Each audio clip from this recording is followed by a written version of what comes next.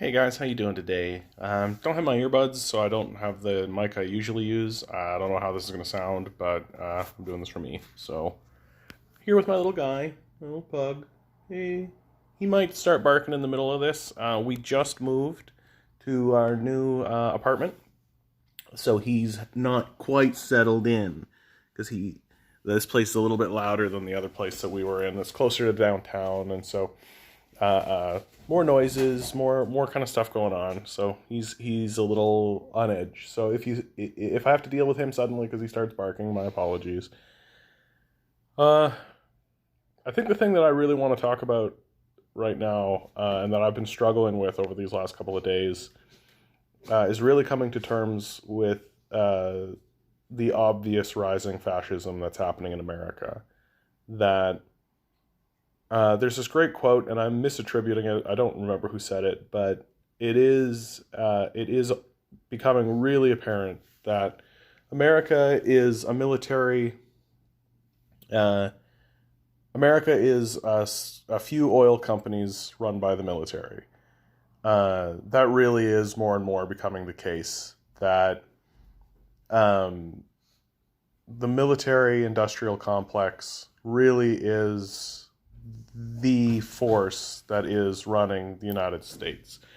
And as the United States starts to kind of collapse into what I think is going to be more and more openly called neo-feudalism, this is going to become more and more apparent.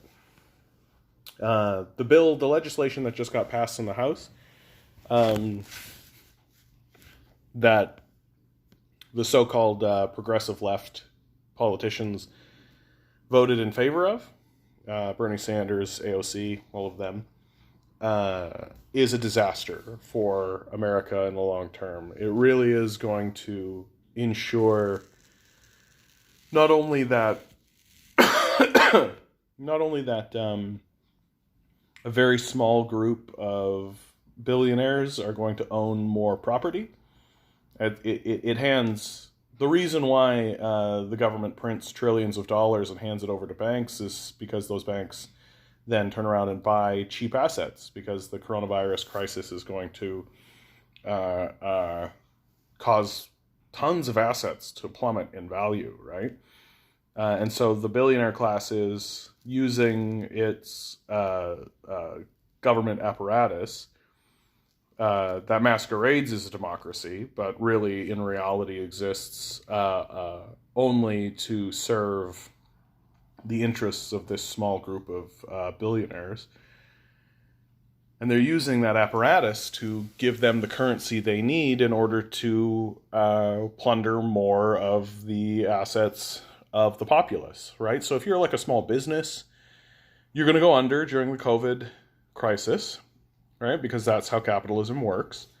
It's a system that doesn't really function, and the collapse. So if your business collapses, right, and if you have land or if you have any of this kind of stuff, right, well, you need to turn around and sell, but it's going to sell because there's not going to be any buyers right now. So it's going to sell at a low price. And if you're a billionaire that's just been handed, billions and trillions of dollars to keep the casino, which is the stock market, going, then you get to buy up all these assets for cheap. So you have America being consolidated into the hands of a smaller group of oligarchs, who of course have military interest in all of this. And more, America will simply become a place that gets ruled through military force. That the actions that they've been doing overseas for the last 20, 30 years will be the actions that they start to use here in America. And you can already see that that's more or less how it does work. That if you are if you're someone like Julian Assange, if you're someone like Chelsea Manning, you know very well about the military force that they're willing to use and the illegal activities. You're already living in a fascist state if you are these types of people. If you're like Edward Snowden, right?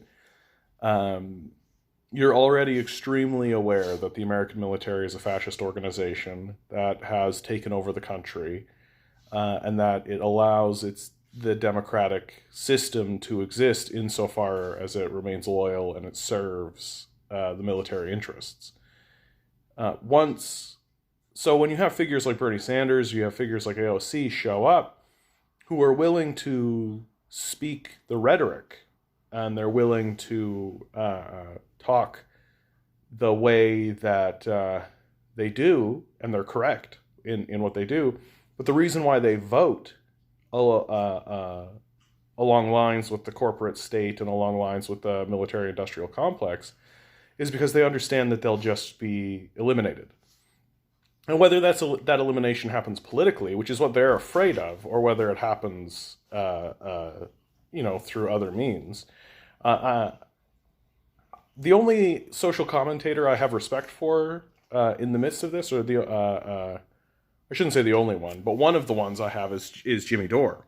And Jimmy Dore was asked the question, do you think that Bernie Sanders was threatened? And Jimmy doesn't believe that Bernie was threatened, his life was threatened by the military, and I think that's accurate. I think that's right, because it doesn't need to be, right? But if Bernie were to continue fighting the good fight, and if Bernie were to be like, you know what, I will face these political consequences, I believe in the people who support me, which is the American people, we're going to fight this good fight, and if he were to continue that way, the military would absolutely take him out. They would have no problem with that. They've done that for years and years and years. Just because Bernie Sanders is an American doesn't mean anything. Something that people just don't seem to grasp or don't seem to really gather is that the American military doesn't really exist as an American organization anymore. It is its own thing. It's supranatural, or supranational rather. It exists apart from nations. That if America as a nation was to suddenly stop existing, or to collapse, or some kind of thing like that, the American military would go on just fine, right? It owns all kinds of property. It owns all kinds of stuff. It exists wholly separate from America as a place where people live. And yet it dominates and controls the lives of all of these people. And this is a deep problem as we move forward into sort of this period of neo-feudalism, right? I want to be very specific about what I mean when I say that we're moving into a period of neo-feudalism, right? This is the end game for capitalism, one way or the other. People will be like, oh, we need to save capitalism. You're not going to actually save capitalism, because capitalism as a system is designed to collapse. That's what it does by design. Because eventually all assets are funneled into a small group of people, right? So a small group of people own all of the assets, and so they have nothing. They can't sell anything to anyone because nobody has anything to buy with. And they can't actually afford anything. And this is what we're seeing right now in America over and over again, right? People are being unemployed at a level that is like the Great Depression. They can't actually afford to buy anything, and so businesses are collapsing, right? This is the cycle of capitalism. It's just being hyper... it's just happening at a high level. It's just happening fast, as opposed to over decades, right? So the same thing would happen in a capitalist system without this crisis, without the COVID-19 crisis. It's just that it's happening super fast because of the COVID-19 crisis. Sorry, guys, I'm like super distracted by my little dog. He's being so cute. See, he's just being so cute. He's got a little peanut butter. He's like looking away. Yeah, I know. I try to include him to add levity to all of this.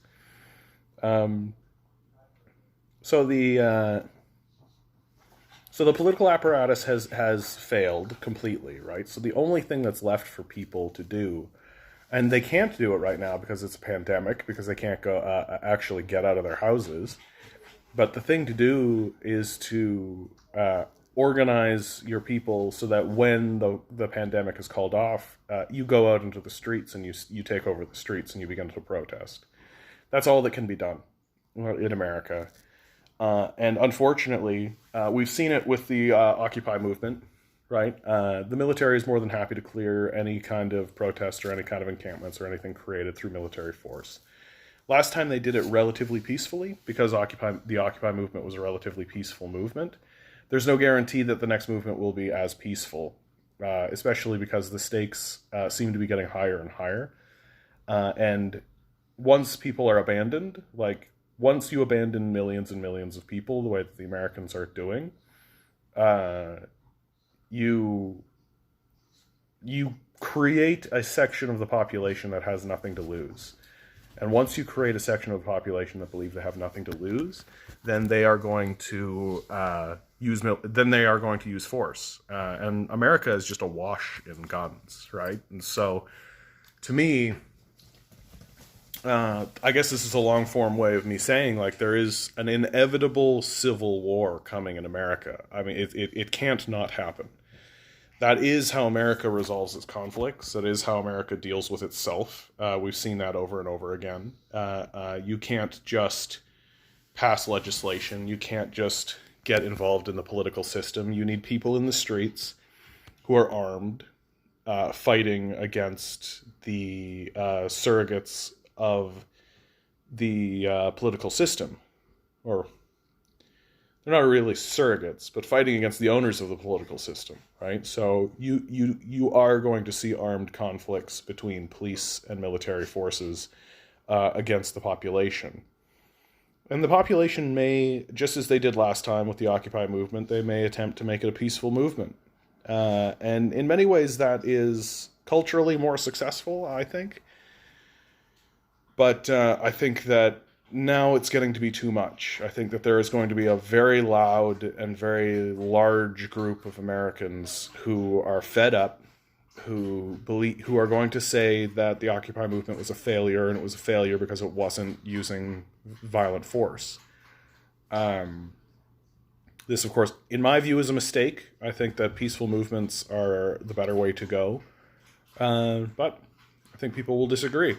And it doesn't really matter what I think on that card. And I think that there are going to be people who come up and who are going to point at figures like Malcolm X, who are going to point at figures who do espouse a militant, violent force to get what they want. And this is, of course, in my view, completely avoidable. It's completely avoidable if the people who are running the country were rational people, but they're clearly not, right? And they're clearly not interested in helping anyone.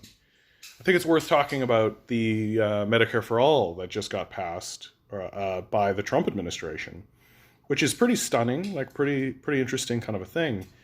But I think, first of all, I think that's going to be temporary. I don't think that the death cultists that exist in America are going to allow that to persist any farther than the COVID-19 crisis.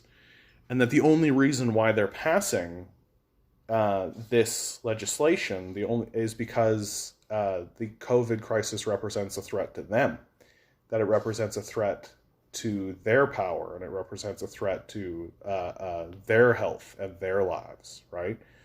And if the only solution to save themselves is to ensure that everyone else has health care for this particular issue, then absolutely they'll do that, because they don't care about the people, they care about themselves. And so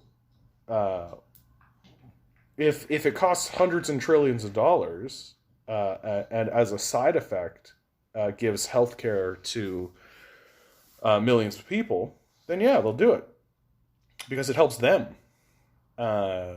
And that's it. That's the extent of their thinking, right? They're not going to actually, if let's say this COVID crisis instead was like a homeless like what happened in 2008, right?